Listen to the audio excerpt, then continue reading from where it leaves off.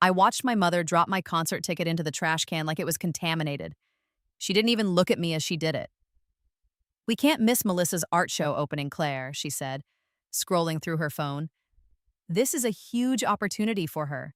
Some gallery owner from Manhattan will be there. You understand." I understood perfectly. I'd understood for 17 years, actually. And in my past life, I'd understood for another 23 years after that. Right up until I died alone in a studio apartment with my violin beside me and not a single family member at my funeral. But that was then. This was now. And this time, I wasn't going to beg. "Sure, Mom," I said quietly. "It's just a school concert anyway." She finally glanced up, surprised by my easy compliance. In my original timeline, I'd cried, I'd pleaded, I'd made a scene that she'd later use as evidence of my dramatic personality and attention-seeking behavior. Not this time. "I'm glad you're being mature about this," she said, already turning back to her phone. "Melissa's success reflects on all of us. You want your sister to succeed, don't you?" "Of course," I said, and I meant it. I wanted Melissa to succeed just enough to make what was coming that much sweeter. My father walked in then, briefcase in hand, already loosening his tie. "Sandra, did you pick up my suit from the cleaners? I need it for Melissa's show." "Already hanging in your closet," Mom said proudly. They exchanged a smile, the kind of warm, conspiratorial smile I'd spent my first life craving and never receiving. Dad's eyes slid over me like I was part of the furniture. "Claire, homework done?" "Yes." "Good. Stay out of trouble tonight. Mrs. Chen from next door will check on you." He paused at the doorway. "And keep the music down. You know how your practicing gives your mother headaches." I watched them leave an hour later, all dressed up for Melissa's big night. Mom in her designer dress, Dad in his freshly cleaned suit, and Melissa in the vintage Chanel jacket they'd bought her last week for $3,000. The same week they'd told me we couldn't afford to replace my cracked violin bow. I'd bought a new bow myself with money from tutoring, just like I'd paid for my own music lessons for the past 3 years. Just like I'd saved for every sheet music book, every concert ticket to study other musicians, every single thing that mattered to my craft. The front door closed. The house fell silent. And I smiled, because they had no idea what they'd just thrown away. In my first life, I discovered I was a musical prodigy at age 7. By 10, I was outplaying students twice my age. By 13, I'd attracted the attention of several prestigious music programs. By 15, I should have been on track for Juilliard. Should have been. But my family had other priorities. Melissa was the golden child, the chosen one, the daughter who mattered. She was artistic too, they said. She was creative, talented, special, and she needed support, attention, resources. I was just Claire. Invisible Claire. Claire who was good at music but not special enough to matter. Claire who needed to understand that families make sacrifices. Claire who should be grateful for what she had and stop asking for more. When I was 14, I got accepted to a summer program at Tanglewood, the Boston Symphony Orchestra's music academy. Full scholarship. All we had to pay for was transportation and housing. $2,000 total. My parents said no. That same summer, they spent $8,000 on Melissa's trip to an art camp in Tuscany. When I was 16, a renowned violinist offered to take me on as a private student. She saw something in me, she said. Something rare. The lessons would be $200 each, once a week. My parents said it was too expensive. That same month, they bought Melissa a $1,500 easel and professional painting supplies. When I was 17, this very year, this very month, I got invited to audition for Juilliard's pre-college program. The audition required traveling to New York, a recorded portfolio, and a letter of recommendation from my school music director. My parents said I was being unrealistic, that I needed to focus on practical things, like getting into a good state school for something useful like teaching or accounting. They said music was a nice hobby, but not a career. Melissa got into a mediocre art school with a 2.8 GPA, and they threw her a party that cost $4,000. In my original life, I'd slowly withered under their neglect. I went to a state school. I majored in accounting like they wanted. I played violin in community orchestras on weekends, watching my talent atrophy from lack of proper training and opportunity. I worked corporate jobs I hated. I married a man who thought my music was cute but not important. I had no children. I had no real friends. I had nothing but regret. And when I died at 40, alone in that apartment after a sudden heart attack, my last thought was, what if I'd fought harder? Apparently, someone was listening. Because I woke up on my 14th birthday, the morning after Melissa's Tuscany announcement, with every memory of my wasted life crystal clear in my mind. I'd been given a second chance, and I was not going to waste it. The first thing I did was start keeping meticulous records. Every time my parents spent money on Melissa, I documented it. Every time they denied me something, I wrote it down with dates, amounts, and witnesses if possible. I kept it all in an encrypted file online, backed up in 3 places. The second thing I did was reach out to my paternal grandmother. Grandma Vivian was my father's mother, a wealthy widow who'd made a fortune in real estate. She and my father had been estranged since I was a baby, some fight over his marriage to my mother. In my first life, I'd never known her. She died when I was 20, and I didn't even know about it until years later. But this time, I looked her up.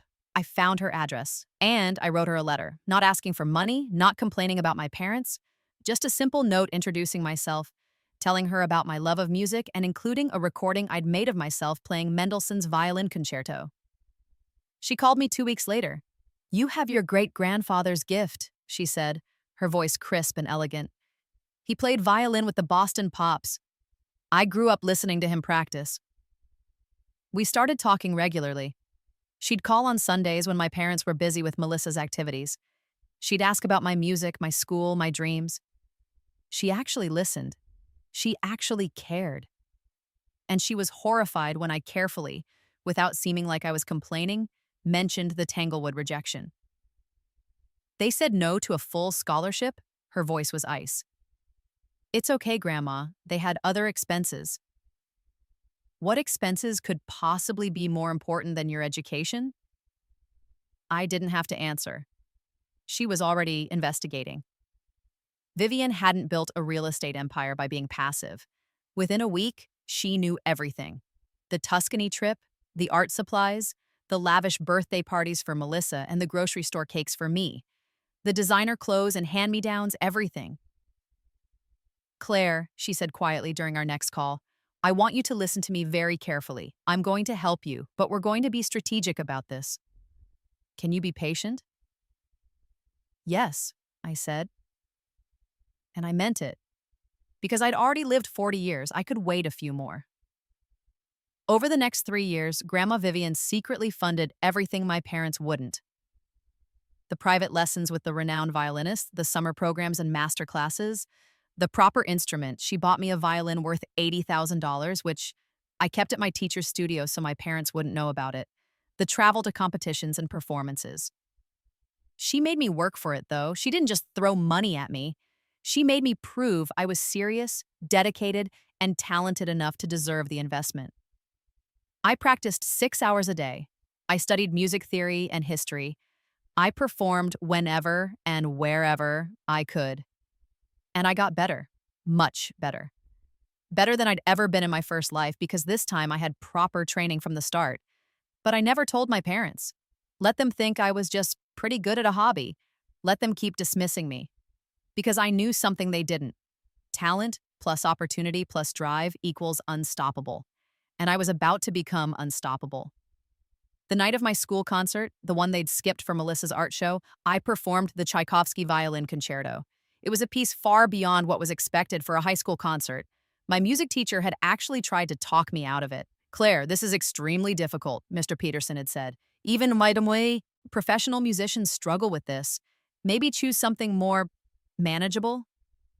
But I'd practiced this piece until my fingers bled in my previous life, always dreaming of performing it on a real stage. I could play it in my sleep. "I can do it," I'd insisted. And I did, flawlessly. The auditorium was packed with everyone except my family. I stood on that stage under the lights and I poured 40 years of grief and rage and longing into every note. The first movement with its explosive opening and technical fireworks. The second movement, achingly beautiful and melancholic. The third movement, triumphant and defiant. When I finished, there was a moment of stunned silence. Then the auditorium erupted. People stood, they cheered, some were crying. Mr. Peterson was openly weeping in the wings, and in the back of the auditorium I spotted a woman in an elegant black dress with silver hair, Grandma Vivian. She'd come, of course she had, but there was someone else with her, a distinguished-looking man in his 60s with sharp eyes and an expensive suit. After the concert, as students and parents swarmed me with congratulations, Grandma Vivian approached with her companion. "Claire, darling, you were transcendent," she said, kissing my cheek. "I'd like you to meet someone. This is Leonard Bernstein, Jr., director of the New York Youth Symphony." My heart stopped. The New York Youth Symphony was one of the most prestigious youth orchestras in the world. Playing with them was a fast track to the best conservatories and professional orchestras. "Miss Claire," Mr. Bernstein said, shaking my hand, "that was one of the most mature performances of the Tchaikovsky I've heard from someone your age. Your tone, your interpretation, remarkable. I'd like to invite you to audition for our orchestra. We have a spot opening next season for principal second violin, but frankly, with talent like yours, you could be concertmaster within a year." I managed to keep my composure long enough to accept graciously and get his card. But inside, I was screaming with joy. This was it. This was the door that had been locked to me in my first life, and it was finally opening. I got home around 10 p.m. The house was dark. My family wasn't back yet from Melissa's show, which apparently had turned into a celebration dinner. I'd received exactly 0 texts asking how my concert went. I went to my room, practiced for another hour because discipline matters, and went to bed. When I woke up the next morning, everyone was at breakfast. Melissa was glowing, practically vibrating with excitement. "The gallery owner loved my work," she gushed. "He said I have real potential. He's going to feature 3 of my paintings in a group show next month." "That's wonderful, sweetheart," Mom said, beaming. "We're so proud," Dad added. They were all so happy, so wrapped up in Melissa's success, that it took them 10 minutes to notice I was in the room. "Oh, Claire," Mom said finally, "how was your the concert?" "It was fine," I said, buttering my toast. "That's good." She turned immediately back to Melissa. "Now for the group show, we'll need to get you some professional photos of your work. I was thinking we could hire that photographer who did the Johnson's daughter's portfolio." I tuned them out and ate my breakfast in peace. Let them plan. Let them spend money. Let them invest everything in Melissa's mediocre talent. Because I had a secret weapon they knew nothing about. 2 weeks later, I auditioned for the New York Youth Symphony. I performed the same Tchaikovsky concerto, plus a piece of my choice, Sarasate's Zigeunerweisen, a showpiece designed to demonstrate technical mastery. I nailed it. I got the call the next day. Not only was I accepted, but they wanted me as principal second violin immediately, with the understanding that I'd moved to concertmaster when the current senior graduated at the end of the season. There was one small problem. The orchestra rehearsed in Manhattan every Saturday and performed regularly throughout the year. I'd need to travel to New York weekly. The orchestra provided some scholarship money, but not enough to cover transportation and other expenses for a high school student. In my first life, this would have been impossible. My parents would have said no immediately, but I didn't need them anymore. "Grandma," I said during our Sunday call, I got in. "Of course you did," she said, and I could hear the smile in her voice. "Leonard called me. He said you were extraordinary." "Claire, I'm so proud of you." Those words, I'd waited 40 years to hear them in my first life and never did. "I need help with the logistics," I said. "Transportation mostly. I can take the train, but—" "Absolutely not," she interrupted. "You'll drive. I'm buying you a car, something reliable and safe, and I'm setting up a fund for your expenses, gas, tolls, food, anything you need." "Grandma, that's too much."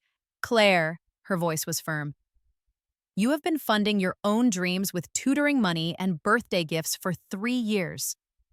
Your parents have spent over $100,000 on your sister in that same time, and less than $5,000 on you. This is not charity. This is investment in someone I believe in. Don't argue with me." I didn't argue. The car appeared in the driveway 2 days later. A new Honda Civic, practical and perfect. My parents were confused. "Where did this come from?" Dad demanded. "I won it in a contest," I lied smoothly. I'd prepared this story. That music competition I entered last year, they announced the winners, and part of the prize was a car for transportation to music events. It was plausible enough that they accepted it, especially since they hadn't paid any attention to which competitions I'd entered anyway. That's nice, honey, Mom said absently. Maybe you can drive Melissa to her art classes. Sometimes. It would save me some trips. Maybe, I said, knowing I would never offer. My senior year of high school was a blur of school, practice, and weekend trips to Manhattan. I lived a double life. At home, I was still invisible Claire, the daughter they barely noticed. In New York, I was Claire Whitmore, rising star violinist, principal second violin of one of the world's premier youth orchestras. My orchestra colleagues became my real friends. These were kids who understood what it meant to sacrifice for your art, who practiced until their fingers hurt, who loved music with the same obsessive passion I did. We performed all over New York, concert halls, charity events, special programs, and with each performance I grew stronger, more confident, more skilled. By December, the current concertmaster announced she was graduating early to start at Curtis Institute, one of the top conservatories in the world. The conductor called me into his office. Claire, Maestro Kowalski said, I want you to take over as concertmaster next month. You're ready. Concertmaster, the leader of the orchestra, the most prestigious position, at 17. Yes, I said. Thank you, I won't let you down. I know you won't, he said. You never do. That same week, I got a letter. A thick, cream-colored envelope with an embossed seal from Carnegie Hall. My hand shook as I opened it.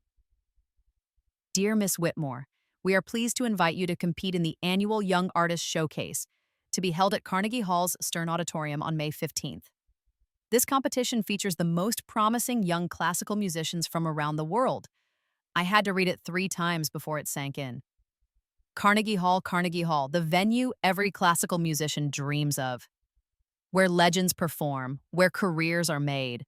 I was going to perform at Carnegie Hall, and my family had no idea I even played seriously. I didn't tell them. Why would I? They'd missed every important moment of my musical life so far. They didn't deserve to be part of this. Instead, I focused on preparation. The competition required 2 pieces, 1 standard concerto movement and 1 virtuoso showpiece.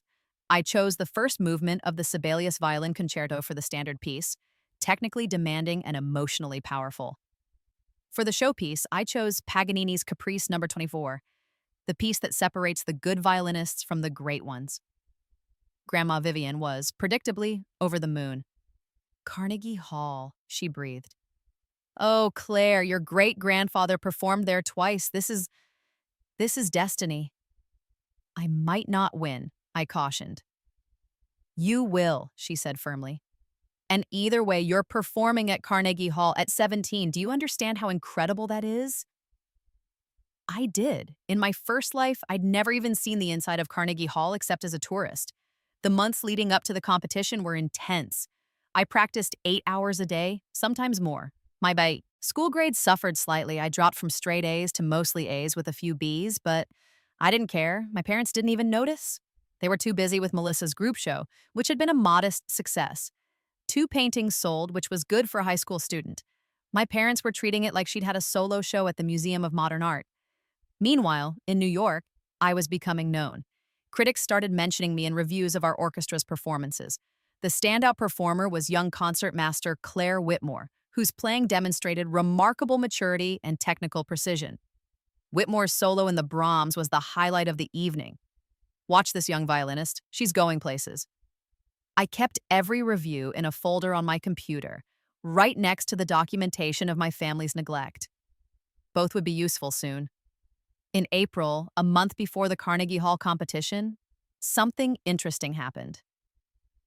Melissa got accepted to the Rhode Island School of Design. It was a good school, a respected art program. My parents were ecstatic. It was also extremely expensive. Even with the modest scholarship Melissa received, the cost would be about $60,000 per year for tuition, room, and board.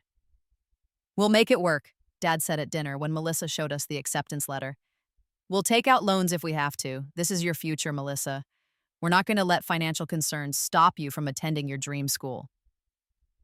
I took a sip of water and said nothing, because the irony was exquisite. In my first life, when I'd gotten into Juilliard's college program at 18, they'd told me we couldn't afford it, even though I had a partial scholarship. They'd said I needed to be practical. They'd said art school was for the privileged, and we weren't privileged. But here they were, willing to go into debt for Melissa's art degree. "What about you, Claire?" Melissa asked in a rare moment of acknowledging my existence. "Have you heard from colleges yet?" "A few," I said carefully. I'd been accepted to Juilliard, Curtis, and the New England Conservatory, all with full scholarships. Plus, I'd gotten acceptance letters from several top academic schools, Yale, Harvard, Columbia, because my SAT scores were perfect, and my grades, despite my recent Bs, were still excellent. But I didn't tell them that. "Where are you thinking of going?" Mom asked, only half paying attention. "I'm still deciding," I said, "but probably something in-state, to save money." They looked relieved. Good. Let them think I was being responsible and practical while they bankrupted themselves for Melissa. "That's very mature of you, Claire," Dad said approvingly. "I'm glad one of my daughters understands the value of financial planning." I smiled and excused myself from the table before I said something I'd regret. May 15th arrived, the day of the Carnegie Hall competition. I woke up at 5 a.m. too, nervous to sleep. I spent an hour in meditation and visualization, techniques my teacher had taught me. Then I practiced for 2 hours, just enough to warm up without tiring my muscles. At 9 a.m., I loaded my violin, the $80,000 instrument Grandma Vivian had bought me, into my car and started the drive to Manhattan. My family thought I was at a school debate tournament in Princeton. I'd told them I was staying overnight with a friend afterward. They'd barely looked up from their breakfast when I mentioned it. I arrived at Carnegie Hall at noon. The competition started at 2, but participants needed to check in early, do sound checks, and draw lots for performance order. The backstage area was chaos. Dozens of young musicians from around the world, all nervous, all talented, all desperate to win. I recognized a few from competitions and festivals over the years. They recognized me too. "Claire," a girl named Sophia, a cellist I'd met at a summer program, waved me over. "I can't believe you're competing. Your orchestra performances this year have been amazing." We chatted for a few minutes, but my mind was elsewhere. I was running through my pieces mentally, hearing every note, planning every bowing and vibrato choice. When they called my name for soundcheck, I walked onto that stage, the Carnegie Hall stage, and felt time stop. The auditorium was empty for soundcheck, but it didn't matter. The history in this room, the legends who'd stood where I was standing, Horowitz, Rubinstein, Bernstein, Yo-Yo Ma, Itzhak Perlman, Hilary Hahn, it was overwhelming. "Miss Whitmore," the sound tech called. "Whenever you're ready." I lifted my violin and played a few scales, some arpeggios, enough for them to set levels. But even those simple exercises sounded different here. Richer, fuller. The acoustics were perfect. This was where I was meant to be. The competition began at 2 p.m. The auditorium was full of people. Judges, musicians' families, classical music enthusiasts, music journalists. I spotted Grandma Vivian in the third row, elegant as always, with several of her society friends beside her. She caught my eye and smiled. I smiled back. I'd drawn a slot in the middle of the program, position number 8 out of 15. Not first, which was good. You never want to go first in a competition. Not last, which meant I wouldn't benefit from recency bias. But middle was fine. It meant I'd be judged purely on merit. I sat backstage and listened to the other performers through the sound system. They were all good. Some were very good. A pianist from South Korea played Rachmaninoff with stunning technical precision. A cellist from Germany delivered a heart-wrenching performance of Elgar. A violinist from Russia, the one I was most worried about, played Tchaikovsky with the kind of raw passion that made judges sit up and take notice. But I'd lived 2 lives. I'd spent 40 years in regret, and I'd spent 3 years preparing for this moment. When they called my name, I walked onto that stage with my chin high and my hands steady. The spotlight hit me. The audience fell silent. I raised my violin, nodded to the pianist who'd accompany me, and began. The Sibelius Violin Concerto in D minor is not an easy piece. It's technically demanding, emotionally complex, and requires the violinist to sustain intense energy for about 15 minutes. The first movement, which I was performing, opens with a haunting melody that slowly builds to virtuosic fireworks. I played it like I was possessed. Every note was perfect, not just technically perfect, emotionally perfect. I poured everything into it: the pain of my first life's failures, the rage at my family's neglect, the joy of second chances, the triumph of becoming who I was meant to be. The judges were leaning forward. The audience was mesmerized. When I finished the Sibelius, there was scattered applause. You're not supposed to clap between pieces in competitions, but some people couldn't help themselves. I barely paused before launching into the Paganini Caprice. This piece is a showstopper. It's fast, furious, technically insane. Left-hand pizzicato, rapid string crossings, double stops, harmonics. It's everything difficult about violin playing crammed into 5 minutes. I attacked it with everything I had. My fingers flew, my bow danced. The notes came so fast they blurred together into something almost inhuman. This was the piece Paganini wrote to prove he'd sold his soul to the devil, because surely no human could play it. But I could. And I did. When I hit the final note, there was a moment of silence. Then the auditorium exploded. People were on their feet. They were cheering. One of the judges, a famous violinist I'd idolized in my first life, was wiping tears from his eyes. I bowed, thanked my accompanist, and walked off stage on shaking legs. Backstage, other competitors stared at me with mixtures of awe and defeat. Sophia hugged me. "That was incredible," she whispered. "You're going to win." "There are still 7 more performers," I said. But I knew, deep down I knew, I'd just given the performance of my life, maybe even of my 2 lives. The judges deliberated for an hour after the last performer finished. All of us waited backstage, too nervous to talk much. Finally, they called us all onto the stage. The head judge, Maestro James Chen, a world-renowned conductor, stepped up to the microphone. "This year's competition featured an exceptional level of talent," he began. "Every performer here should be proud. However, as always, we must select winners." He announced the 3rd place and 2nd place winners. Both deserved it. The Russian violinist got 2nd place, and a pianist from Japan got 3rd. "And now for 1st place," Maestro Chen said. The judges were unanimous in their decision. This young artist delivered a performance that was not only technically flawless, but emotionally transcendent. She played with the maturity of someone twice her age and the passion of someone who truly lives and breathes music. He paused for dramatic effect. I held my breath. "First place goes to Claire Whitmore." The applause was deafening.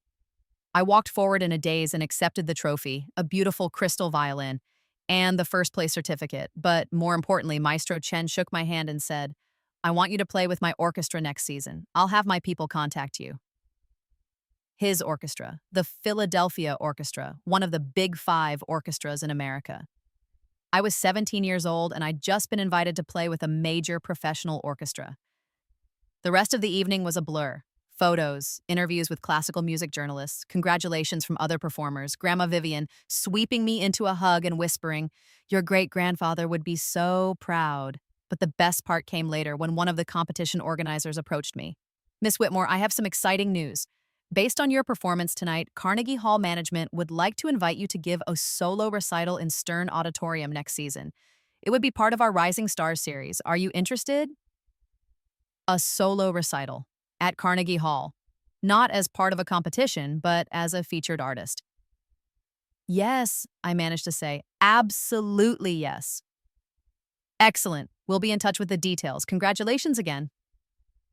I drove home that night with a 1st place trophy on my passenger seat, invitations to perform with professional orchestras in my email, and a solo Carnegie Hall concert in my future. And my family had no idea any of it had happened. I got home around midnight. The house was dark except for a light in Melissa's room. I could hear her and my mom talking and laughing about something. I carried my trophy upstairs to my room and placed it on my desk, right where they'd see it if they ever bothered to come in. They didn't, not the next day, or the day after that, or the week after that.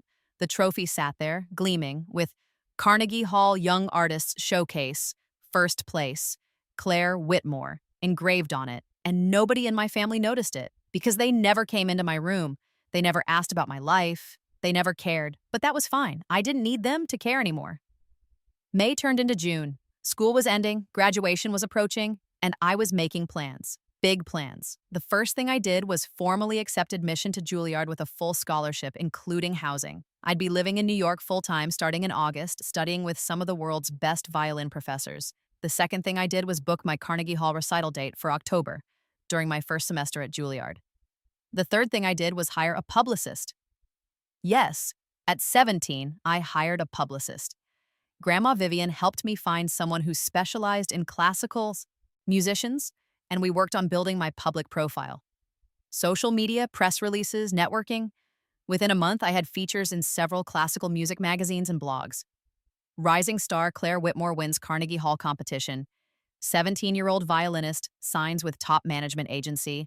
From unknown to unmissable, the Claire Whitmore story. That last one was my favorite because it included the line, Whitmore has accomplished all this with virtually no family support, funding her music education through competitions, scholarships, and her own determination. I made sure that article got wide circulation. By graduation in early June, I was getting recognition in classical music circles. My social media following was growing. People in the music world knew who I was. My family still didn't. Graduation day arrived. I was valedictorian. Those near-perfect grades had paid off, which meant I had to give a speech. My parents came to the ceremony, of course.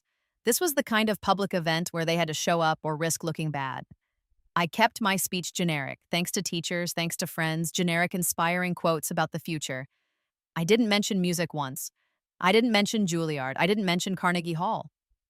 After the ceremony, we took the obligatory family photos. Melissa looked bored. My parents looked proud but distracted. They were already talking about Melissa's upcoming graduation party and her move to RSD in the fall. "Where did you decide on for college, Claire?" one of my dad's colleagues asked during the post-ceremony reception. "Juilliard," I said casually. "On full scholarship." You could have heard a pin drop. My parents' heads snapped around so fast I'm surprised they didn't get whiplash. "What?" Mom said. "Juilliard, the music school?" "Yes," I said. "I got accepted last fall, full scholarship, including room and board. I've already accepted and registered for classes." "You never mentioned," Dad started. "I mentioned I got into several schools," I said calmly. "You said I should choose something in-state to save money. But Juilliard is free, so there's no financial burden on you." "But music." Mom looked genuinely confused, as if she'd forgotten I played at all. "You're going to study music?" "I'm going to be a professional violinist," I said. "Actually, I already am one. I've been principal concertmaster of the New York Youth Symphony for 6 months. I've performed all over the city, and I just won first place in the Carnegie Hall Young Artists competition." Silence. "You what?" Melissa said finally. "Carnegie Hall," I repeated. "You know that famous concert venue in New York? I competed there against musicians from around the world, and I won." I pulled out my phone and showed them photos from the competition. Me on stage, me with the trophy, me with famous judges and musicians. My mother's face had gone pale. My father looked like he was trying to solve a complicated math problem. Melissa just looked stunned. When did you, Dad stammered. "For the past 3 years," I said pleasantly. "Every weekend when you thought I was at debate club or studying at friends' houses, I was actually in New York, rehearsing and performing with the symphony. Every school concert I invited you to was actually a significant performance that could have connected you to my world. But you were always busy with Melissa's stuff, so," I shrugged. "Claire," Mom said weakly, "if you'd told us this was important—" "I did tell you," I interrupted, my voice still calm but with an edge now. "I told you about Tanglewood when I was 14. You said no. I told you about private lessons when I was 16. You said they were too expensive. I told you about the Juilliard pre-college program audition. You said I was being unrealistic.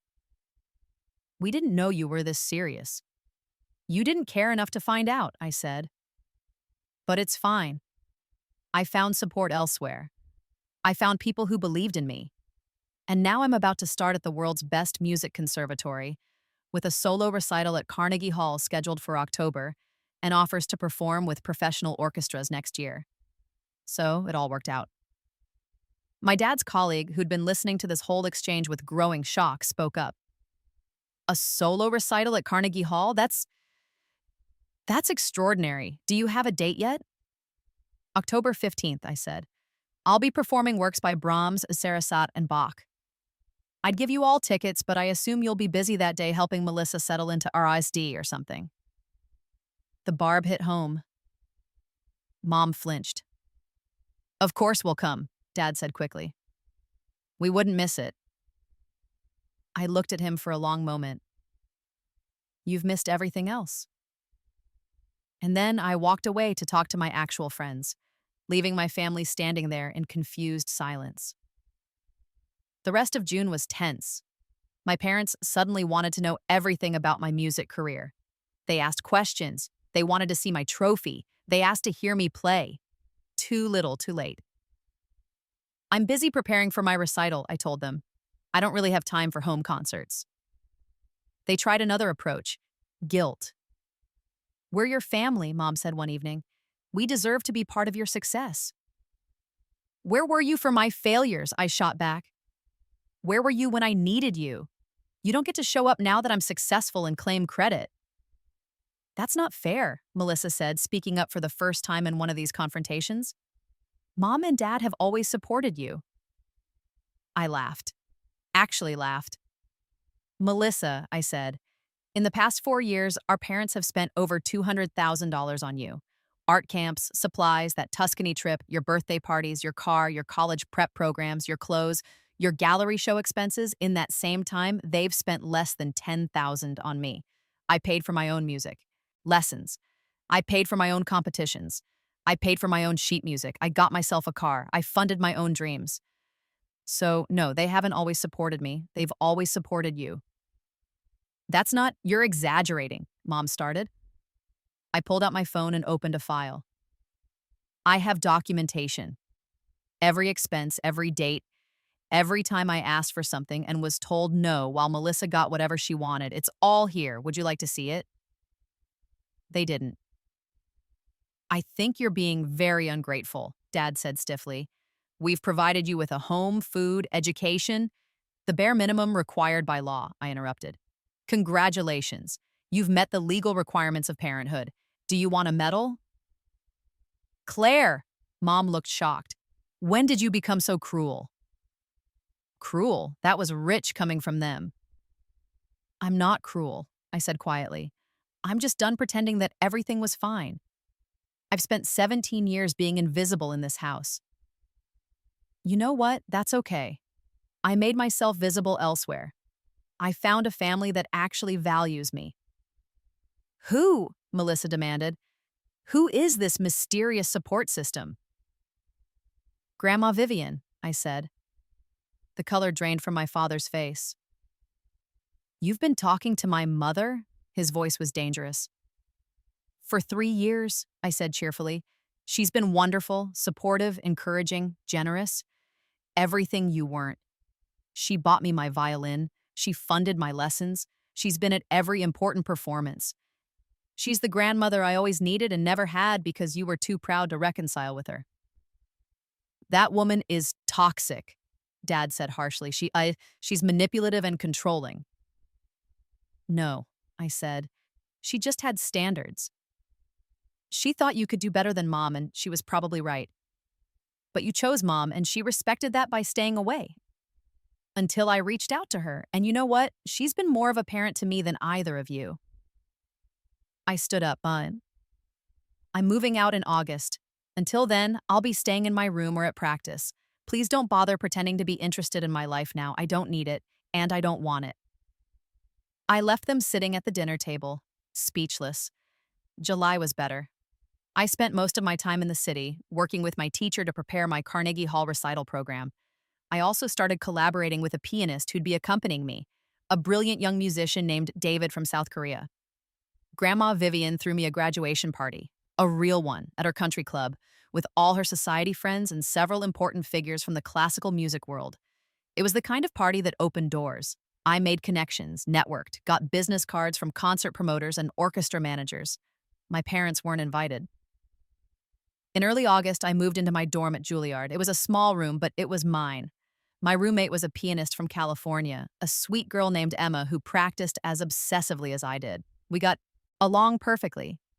My parents helped me move in. It was awkward. They kept trying to give me advice and act parental, but it felt hollow. Melissa came too, already dressed for her own move to RISD the following week. "Nice room," she said, looking around my tiny dorm. "Cozy." "It's perfect," I said. After they left, Emma looked at me curiously. "Your family seems tense?" "We're not close," I said simply. "Yeah, I got that vibe." She paused. "For what it's worth, my family doesn't really get the music thing either. My dad wanted me to be an engineer." "Did he stop you?" "No," she admitted, "my days seem, but he's not exactly supportive either. I'm here on scholarship and my own savings from teaching piano lessons." "Same," I said. "Well, scholarship and my grandmother's help." We bonded over that. Over being musicians first and daughters second. Over choosing our art over family approval. Classes at Juilliard were intense but incredible. I was studying with Professor Margaret Chen, a violinist who'd performed with the world's greatest orchestras before becoming a teacher. She was demanding, perfectionist, and absolutely brilliant. "You have enormous talent," she told me after our first lesson. "But talent isn't enough. You need discipline, resilience, and an absolute commitment to excellence." "Do you have those?" "Yes," I said. "Good. Then we're going to push you harder than you've ever been pushed. By the time you graduate, you'll be ready for any orchestra in the world." I practiced 6 hours a day, minimum. Sometimes 8 or 9. My hands developed new calluses. My neck and shoulder ached constantly, but I was getting better, stronger, more confident, and my Carnegie Hall recital was approaching. October 15th, the day I'd been working toward for 3 years, or really 43 years if you counted my first life. I woke up that morning in my dorm room and spent an hour meditating. Emma had already left for her own rehearsal, so I had the room to myself. At noon, I went to Carnegie Hall for my final sound check. The hall was empty, but it would be full tonight. 800 seats, all sold out. That's right, sold out. The publicity machine had worked. My story, talented young violinist overcomes family neglect to achieve her dreams, had captured people's imagination. Classical music enthusiasts wanted to see if the hype was real. Industry professionals wanted to evaluate the new talent. And music students wanted to be inspired. All 800 tickets had sold within 2 weeks of going on sale. Standing on that stage in the afternoon light, I felt a strange sense of peace. This was what I'd been reborn for, this moment, this place, this purpose. "Miss Whitmore," the stage manager called out, "we need you to run through your entrance." I practiced walking on stage, bowing, setting up. They adjusted lights and microphones. It was all very technical and routine, but it felt magical to me. At 6 p.m., I went to my dressing room. David, my accompanist, was already there doing breathing exercises. "How are you feeling?" he asked. "Terrified," I admitted. "You?" "Same," he said with a grin. "We've got this. We've practiced these pieces 1,000,000 times." 1,000,001, I corrected. I ran through the Brahms again this morning. At 7 p.m., people started arriving. I could see them on the monitors in my dressing room, audience members filing in, finding their seats, chatting excitedly. The energy was building. Grandma Vivian arrived with her entourage, dressed in a stunning navy gown. Professor Chen was there with several other Juilliard faculty. Maestro Kowalski from the New York Youth Symphony came with several of my orchestra colleagues. Leonard Bernstein Jr. was there. Critics from major publications, representatives from recording labels, and in the back, arriving late and looking uncomfortable in formal wear, were my parents and Melissa. They'd come after all. I felt nothing. No anger, no satisfaction, no anxiety, just nothing. They were strangers to me now.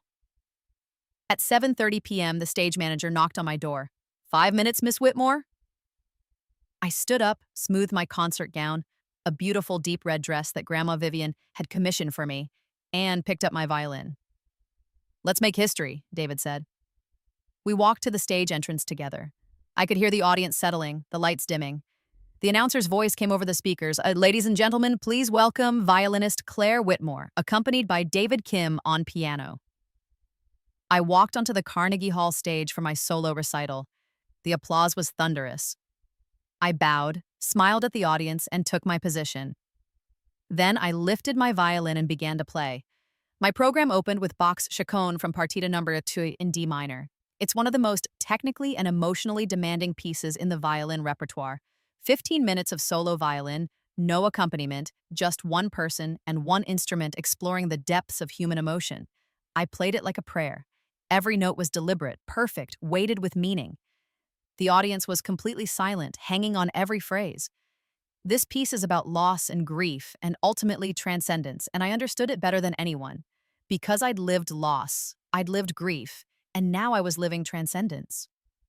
When I finished, there was a moment of sacred silence before the applause began. People were crying. I could see tears on faces in the front rows.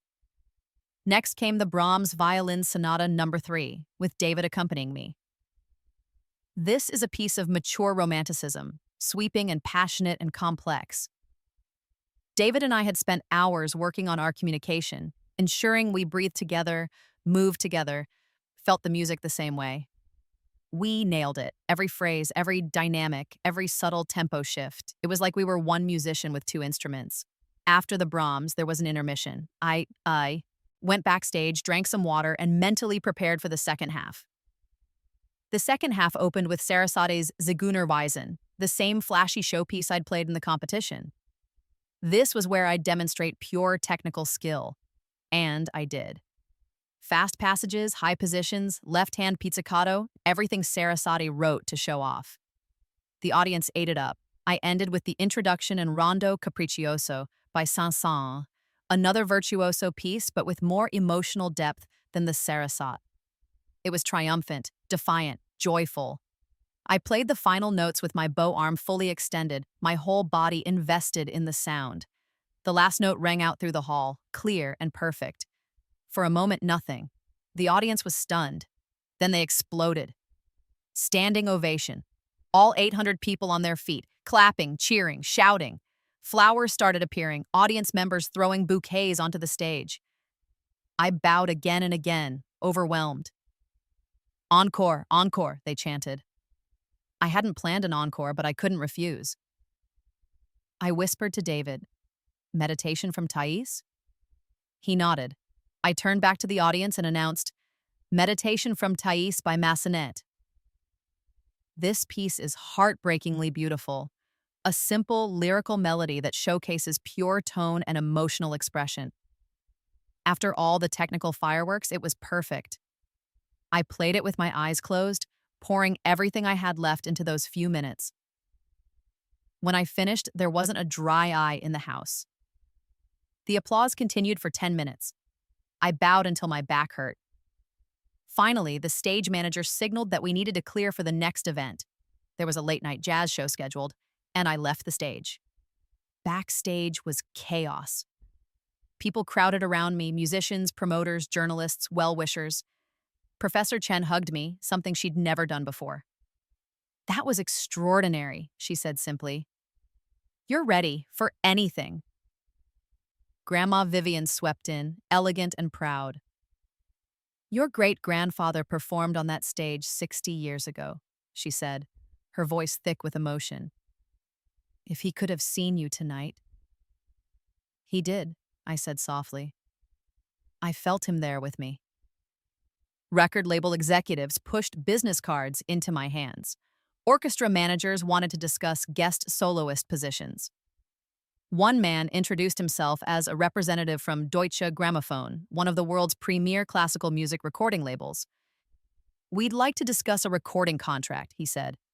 "Your first album, are you interested?" Was I interested in a recording contract with one of the most prestigious labels in classical music? "Yes," I said, trying to keep my voice professional despite wanting to scream with joy. "Very interested." My parents appeared then, hovering at the edge of the crowd. They looked lost, out of place in this world they'd never taken the time to understand. Mom was crying. Dad looked stunned. Melissa just looked confused. Like she couldn't reconcile the sister she'd ignored for 17 years with the performer she'd just witnessed.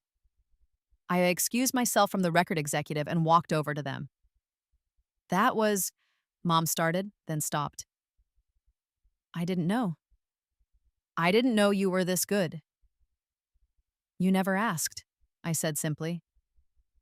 Claire, Dad said, his voice rough. I owe you an apology. We owe you an apology. We were blind. We were so focused on Melissa that we completely failed to see what you were accomplishing. Yes, I agreed. You did. Is there any way we can make this right? Mom asked desperately. I looked at them for a long moment. In my first life, I would have forgiven them instantly, so desperate was I for their approval. But I'd lived too long and hurt too much for easy forgiveness now. I don't know, I said honestly. Maybe someday, but not today. Today is my day, and I don't want it tainted by years of anger and resentment.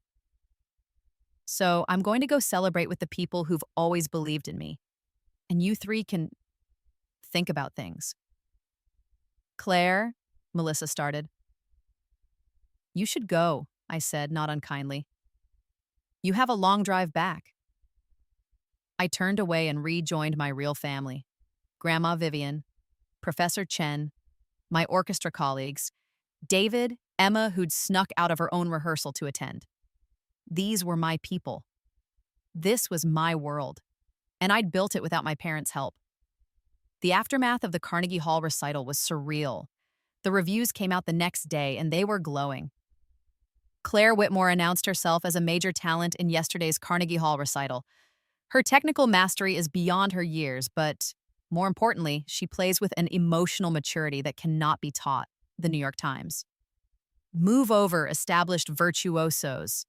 There's a new star on the horizon, and her name is Claire Whitmore. The Wall Street Journal. Whitmore's performance of the Bach Chaconne was the finest I've heard in a decade. This young woman is destined for greatness. Classical Music Magazine.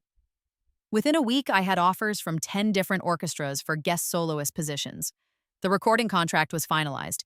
I'd be recording my first album next summer between my freshman and sophomore years at Juilliard. My social media exploded. I gained 50,000 followers in 3 days. Videos of my performance, officially recorded and released by Carnegie Hall, went viral in classical music circles. And then, somehow, I went mainstream. A clip of me playing the Saint-Saëns piece made it onto TikTok, and suddenly I wasn't just a classical music phenomenon, I was a genuine social media sensation. Young people who'd never listened to classical music were commenting things like, "Wait, classical music is actually cool?" And "She's playing that so fast, how's that possible?" Within a month, I had over 1 million followers across all platforms. I became known as the girl whose family didn't believe in her. Because, of course, that part of the story got out too. Journalists were fascinated by the narrative. Poor, neglected daughter becomes classical music star despite her family's indifference. My parents were mortified. People recognized them. Their friends and colleagues saw the articles. Their church community read about how they'd ignored their daughter's talent while pouring resources into their mediocre artist daughter. Yes, the articles said that. They called Melissa a mediocre artist. Her group show success had gotten minor local coverage. My Carnegie Hall recital got international coverage. The contrast was stark. Melissa, to her credit, called me in November. "I'm sorry," she said simply. I was in my dorm room practicing for an upcoming performance with the Philadelphia Orchestra. I put down my violin. "For what specifically?" I asked. "For everything," she said. "For being the golden child. For not noticing how much Mom and Dad neglected you. For not standing up for you. For being so wrapped up in my own stuff that I didn't see my sister was exceptional." I was quiet for a moment. "Thank you," I said finally. "That means something." "I know you probably can't forgive me right away," she continued. "I know I was complicit in all of it, but I want you to know that I'm proud of you. What you've accomplished is incredible, and I'm sorry I wasn't there to support you." "Melissa," I said gently, You're 21 years old. You were a kid too. This isn't really your fault. Mom and dad were the adults. They made the choices. You just benefited from them. That doesn't make it okay. No, I agreed, but it makes it understandable. We talked for another hour. She told me about RISD, which she was struggling with. The other students were more talented. The professors were harsh. She was realizing that maybe she wasn't the artistic genius our parents had always told her she was. I think I'm pretty good, she said. But not great. Not like you're great at violin. That's okay, I said. Not everyone has to be great. You can be good and still have a happy career. Mom and Dad always made me think I was going to be the next great artist, she said bitterly. They put so much pressure on me, so much expectation. And now I'm realizing that they set me up for disappointment while they were setting you up for nothing. And I turned nothing into something, I said. You turned nothing into everything, she corrected. We ended the call on good terms. I didn't forgive her completely, that would take time, but I felt the first crack in the wall of resentment I'd built around my heart. My parents, on the other hand, were another story. They kept trying to reach out. They sent emails, they called, they wanted to have dinner, to talk, to be a family again. But I wasn't ready. Maybe I'd never be ready. Because the thing about neglect is that it leaves scars that don't heal quickly. They'd had 18 years to be my boss, parents, and they'd chosen not to be. I'd given them opportunity after opportunity to see me, to support me, to care. And they'd chosen Melissa every single time. You don't come back from that easily. My first semester at Juilliard ended with top marks. Professor Chen told me I was her best student in a decade. I performed as guest soloist with the Philadelphia Orchestra in December, playing the Mendelssohn Violin Concerto to a sold-out crowd. The recording went viral, again. By Christmas, I was a bona fide celebrity in the classical music world. I did interviews with NPR, PBS, and several international music programs. I was invited to perform at the White House for a state dinner. I signed a sponsorship deal with a high-end violin string company. At 18 years old, I was making more money than most professional musicians twice my age. I spent Christmas with Grandma Vivian at her estate in Connecticut. It was peaceful, elegant, and filled with the kind of love I'd never felt in my parents' house. What's next for you? She asked on Christmas Eve as we sat by our fireplace. Berlin, I said. I've been invited to compete in the international violin competition next fall. If I do well, I'll get offers from European orchestras. You'll do more than well, she said confidently.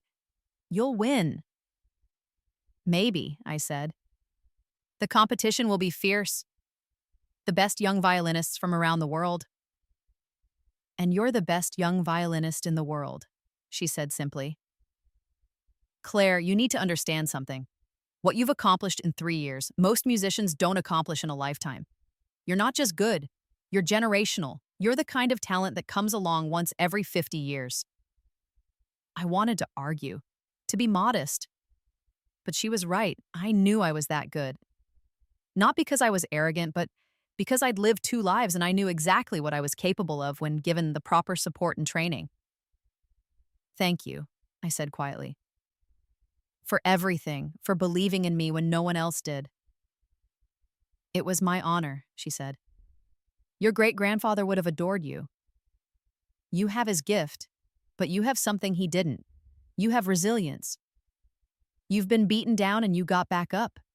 You've been ignored and you made yourself impossible to ignore. That's not just talent, Claire. That's character. My phone buzzed. A text from my mother. Please come home for Christmas. We miss you. We want to make things right. I showed the text to Grandma Vivian. What do you want to do? She asked. Nothing, I said. I don't want to go back there. That house was never my home. This is my home. You are my family. I'm honored, she said softly. But Claire, at some point, you'll need to decide if you want any relationship with them at all. Anger is exhausting. Hate is exhausting. At some point, you'll need to choose peace. I have peace, I said. Right here, right now. I have everything I need. She smiled. then that's your answer. I didn't respond to my mother's text. The spring semester brought more performances, more accolades, more opportunities. I performed as guest soloist with 5 different orchestras. I gave master classes at several universities. I was interviewed for a documentary about young classical musicians. And in May, something extraordinary happened. I got an offer to perform at the BBC Proms in London, the world's largest classical music festival. They wanted me to perform the Sibelius Violin Concerto with the BBC Symphony Orchestra at Royal Albert Hall. Royal Albert Hall, another legendary venue, another dream realized. I accepted immediately. The performance was scheduled for August, right before my sophomore year started, which meant I'd be spending the summer preparing, recording my debut album, and performing in London. It also meant I'd be turning 19 in London, performing at one of the world's most prestigious festivals. My parents found out through social media like everyone else. They sent congratulatory messages that I didn't respond to. Melissa sent a message too. "You're incredible. I'm proud to be your sister, even if I don't deserve to be." That one I responded to. "You're working on deserving it. That's enough for now." June came and I spent it in a recording studio, laying down tracks for my debut album. We recorded the Bach Chaconne, the Sibelius Concerto, the Saint-Saëns piece, and several other works. It was exhausting, but exhilarating. The album was scheduled for release in September, timed to coincide with the Proms performance publicity. In July, I did a series of summer festivals and concerts. I barely had time to breathe, but I loved every minute of it. This was what I was meant to do. This was who I was meant to be. And in August, I flew to London. The Royal Albert Hall is breathtaking. It's a massive circular venue with ornate Victorian architecture and incredible acoustics. Standing on that stage during rehearsal, looking up at the tiers of seating that held 5,000 people, I felt like I was in a cathedral. The BBC Symphony Orchestra was professional and welcoming. The conductor, a distinguished British maestro named Sir David Richards, was impressed with my preparation. "You're very young to be tackling the Sibelius," he said during our first rehearsal. "It's a mature work, very demanding." "I'm ready," I assured him.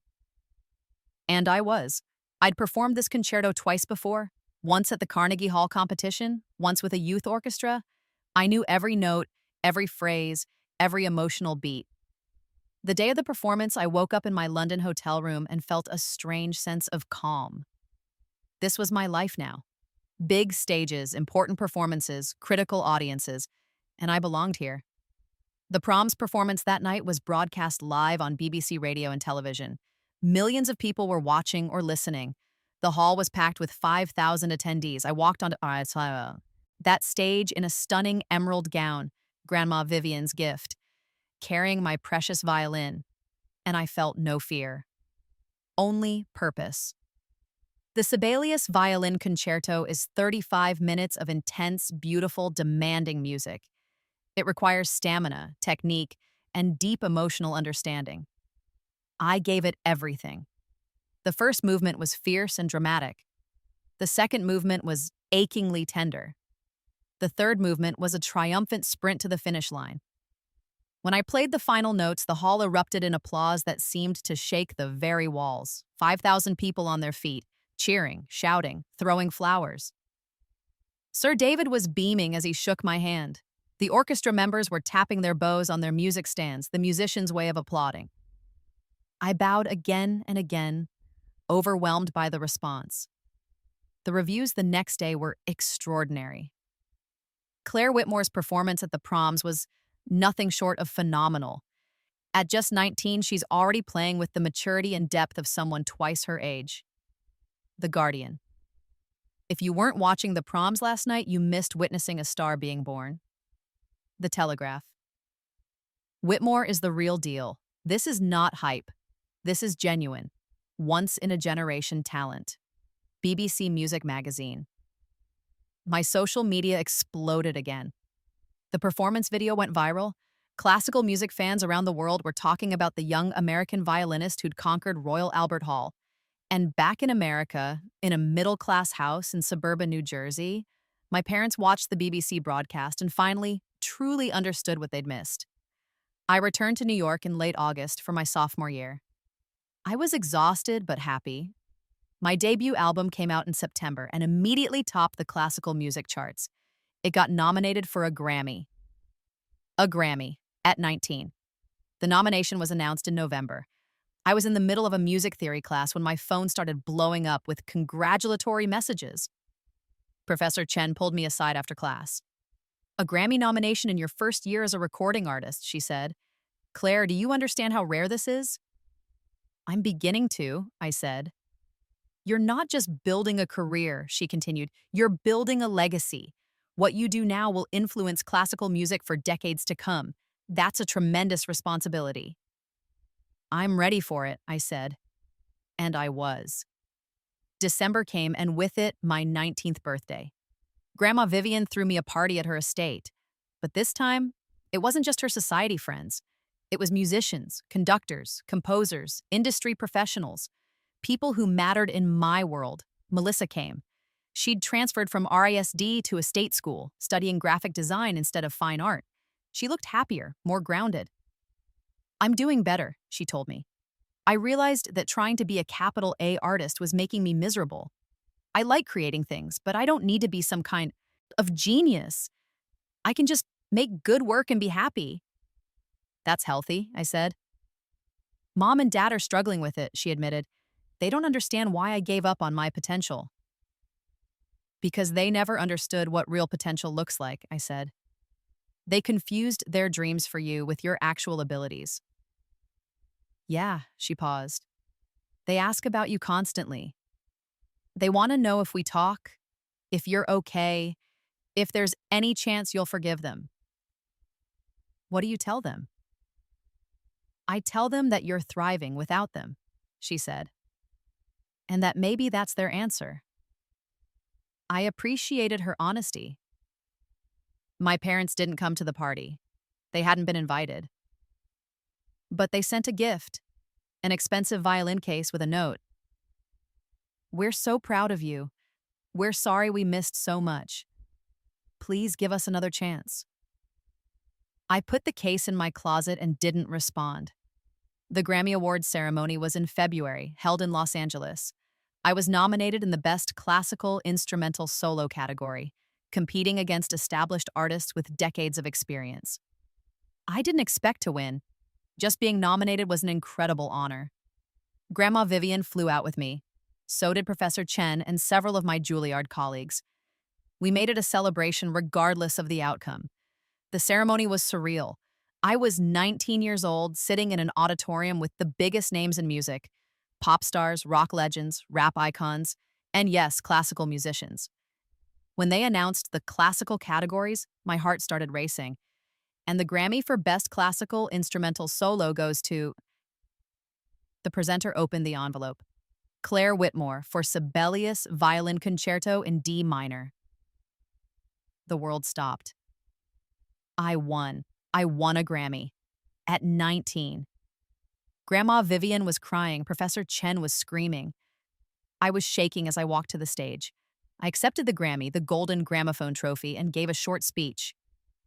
Thank you to the Recording Academy, to the musicians and engineers who worked on this album, and especially to my grandmother, Vivian Whitmore, who believed in me when no one else did. This is for everyone who's ever been told they're not good enough, that their dreams are impractical, that they should give up. Don't listen. Work hard. Find people who believe in you. And never, ever give up on yourself. The applause was thunderous. Backstage, journalists swarmed me. This was a story: youngest winner in the category in 20 years, the underdog who overcame family neglect, the rising star who'd taken the classical world by storm. One journalist asked, "What do your parents think of your success?" I smiled. "You'd have to ask them. We're not close." "Do you think you'll ever reconcile?"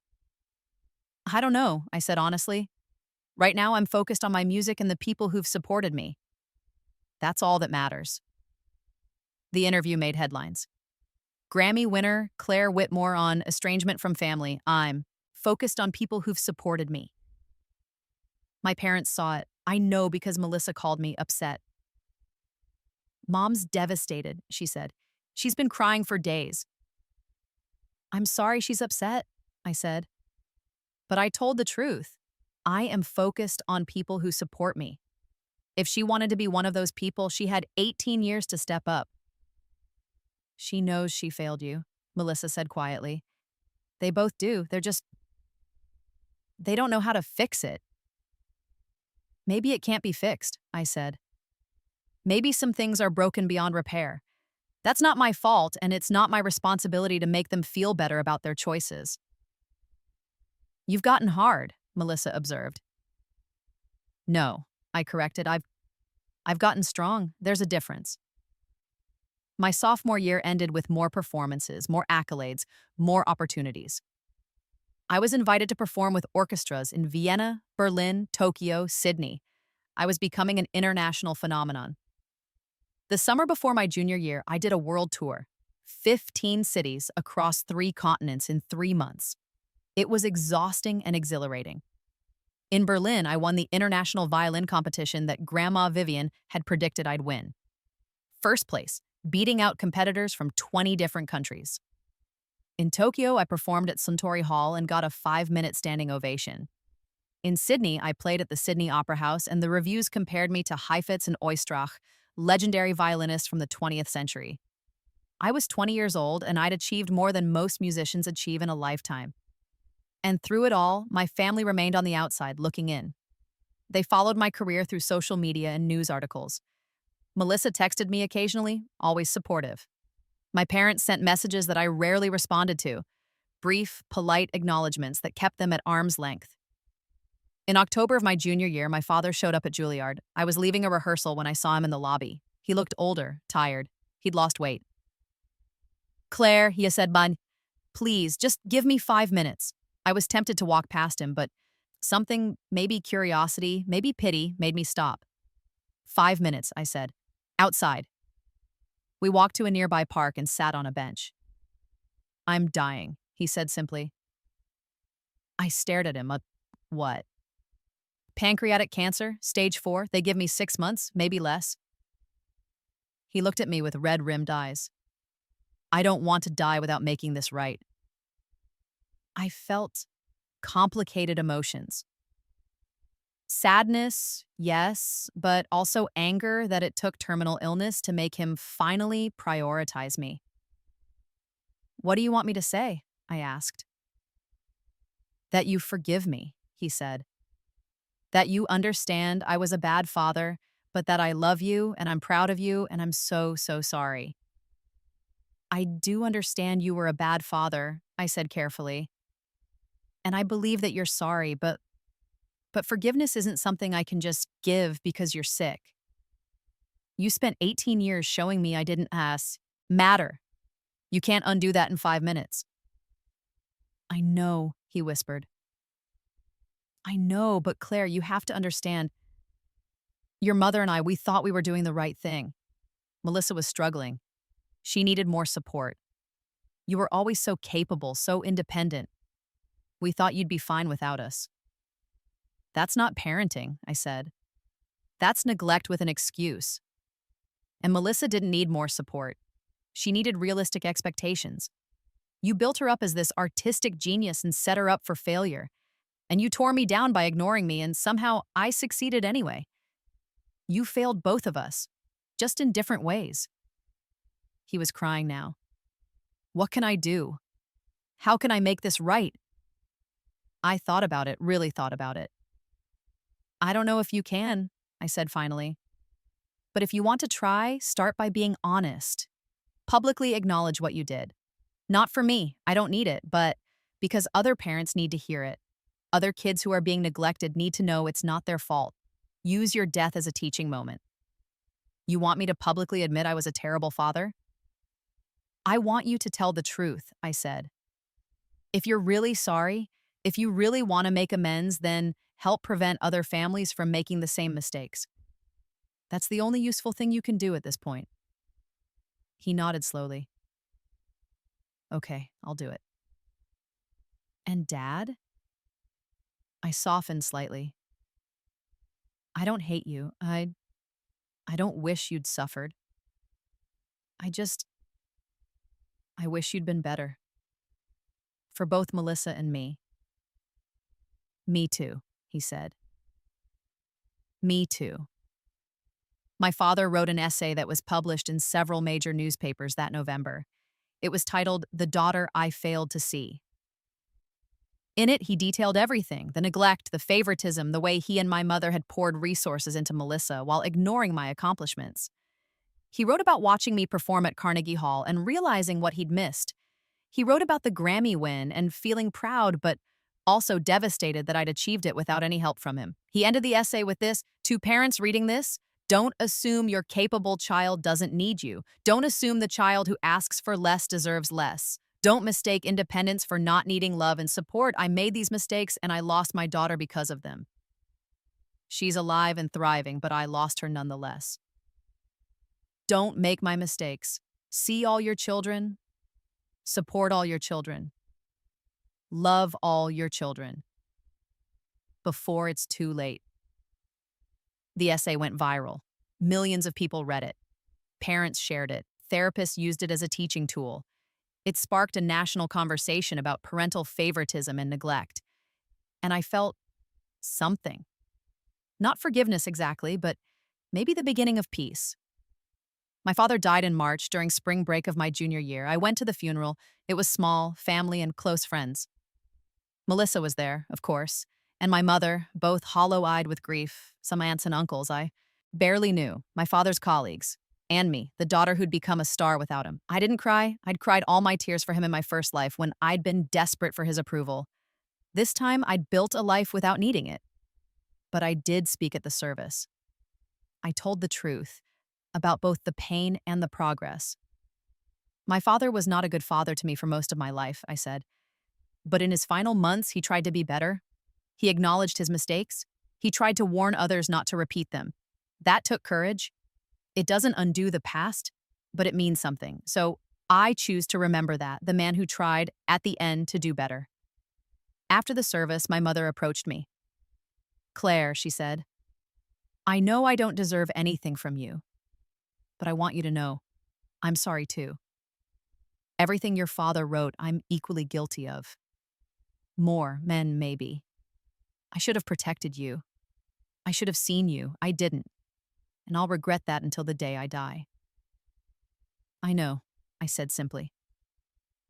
"Can we?" She hesitated. "Can we try to have some kind of relationship? I don't expect to be your mother. I know I lost that right. But maybe friends, eventually?" I looked at her for a long moment.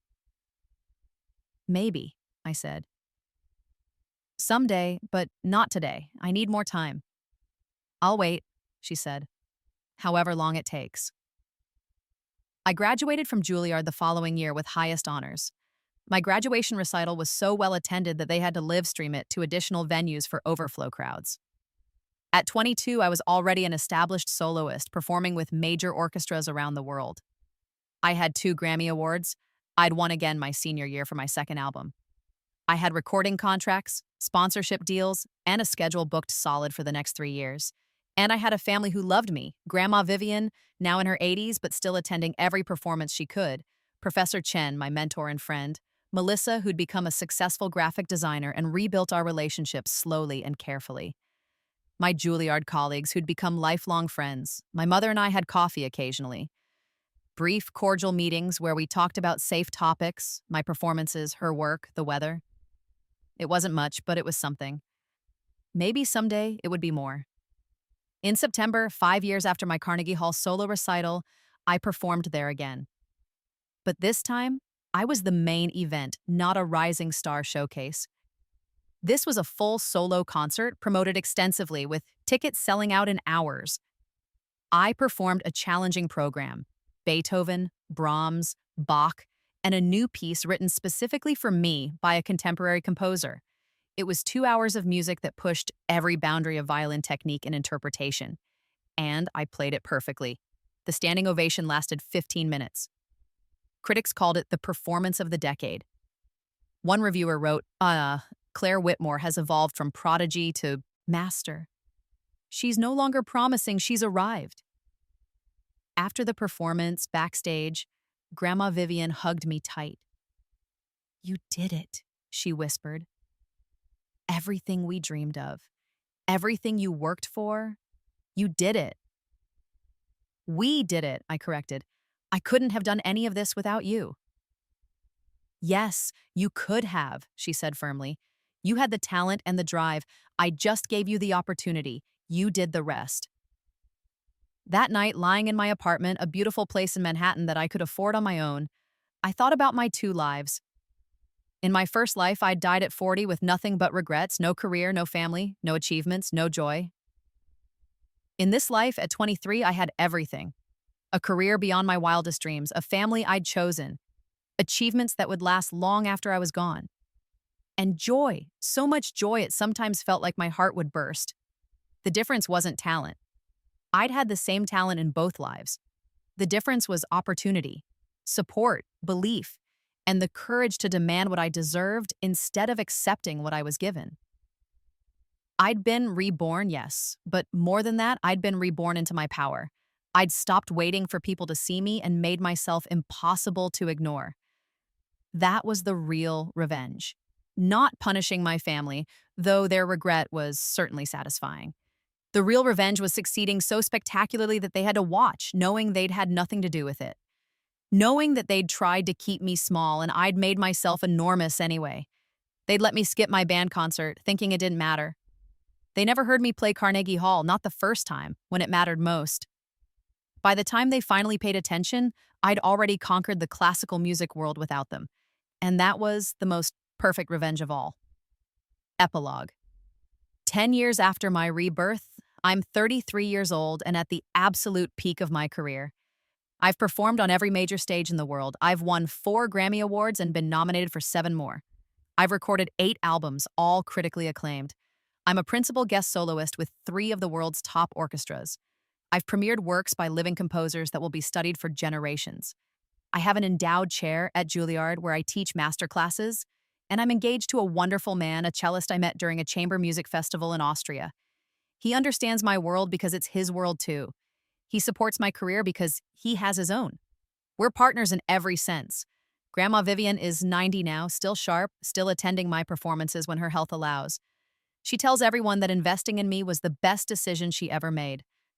Melissa and I are close now. Real sisters, not just blood relatives. She designed the cover for my most recent album. She's successful in her own right, running a design studio in Brooklyn, happily married with a daughter she's named after me. My mother and I have rebuilt something resembling a relationship. We'll never be close. Too much damage was done. But we're cordial, civil. She comes to some of my performances. We have lunch every few months. It's enough. My father's essay is still referenced in parenting discussions. His death gave meaning to his mistakes, warning others away from the same path. In a strange way, he did more good with that one piece of writing than he did in most of his life. But the best part of this life, the absolute best part, is that I'm happy, not just successful, happy. I wake up every day excited to practice, to perform, to create music. I'm surrounded by people who love and support me. I'm financially secure. I'm respected in my field. I'm making the world more beautiful through my art. In my first life, I'd settled for so much less. I'd let other people define my worth. I'd accepted their limitations as my own. In this life, I'd learned the most important lesson. No one can stop you from becoming who you're meant to be unless you let them. My family tried to keep me small. They failed. And now, when I walk onto stages around the world, when audiences rise to their feet, when critics write that I'm one of the finest violinists of my generation, I know one thing for certain. They let me skip my band concert thinking it didn't matter. They never heard me play Carnegie Hall. And that was their loss, not mine. Because I didn't need them to succeed. I never did. I just needed to believe in myself enough to try. And I did. And I won. And I'm living proof that sometimes the best revenge isn't destruction. It's success so complete, so undeniable, so spectacular, that the people who doubted you can only watch in awe and regret. I became everything they said I couldn't be. And I did it without them. That's my story. That's my revenge. That's my triumph. And I wouldn't change a single thing.